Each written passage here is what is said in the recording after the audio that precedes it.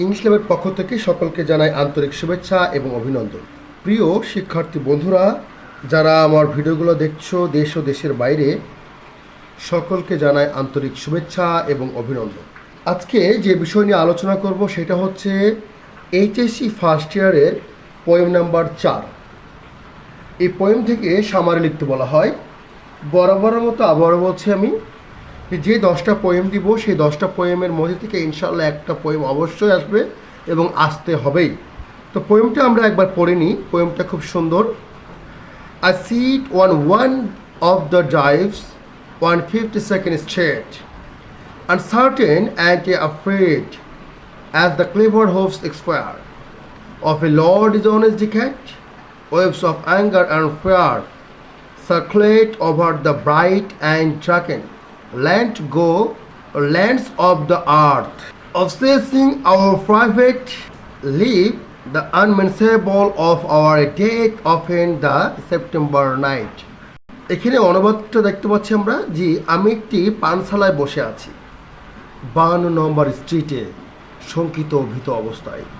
যেহেতু সুচতুর স্বপ্নগুলো আশাহারায় একটিহীন অসৎ দশকের ক্রোধ আর ভয়ের ঢেউ ঘুরছে উজ্জ্বল ভবিষ্যতের ওপর এবং পৃথিবীর ভূমিকে ঢাকছে আধারে।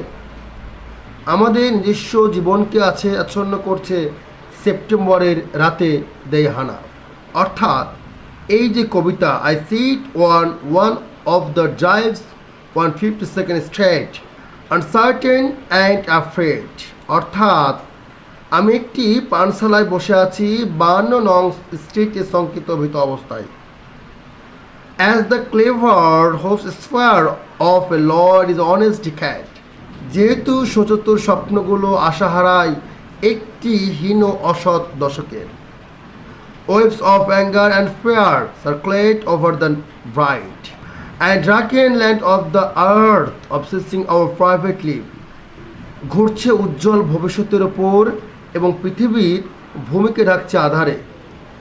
The unmentionable of our of death, often the September night, আমাদের নিজস্ব জীবনকে আচ্ছন্ন করছে সেপ্টেম্বরের রাতে দেহানা।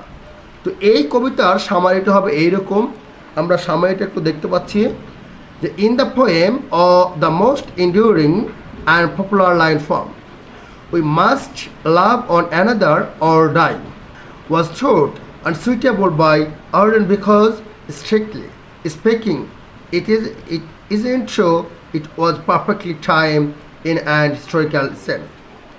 On the eve of the most destructive war in story, but as Arden later lamented, not a word of poetry could have prevented the horrors of the Second World War.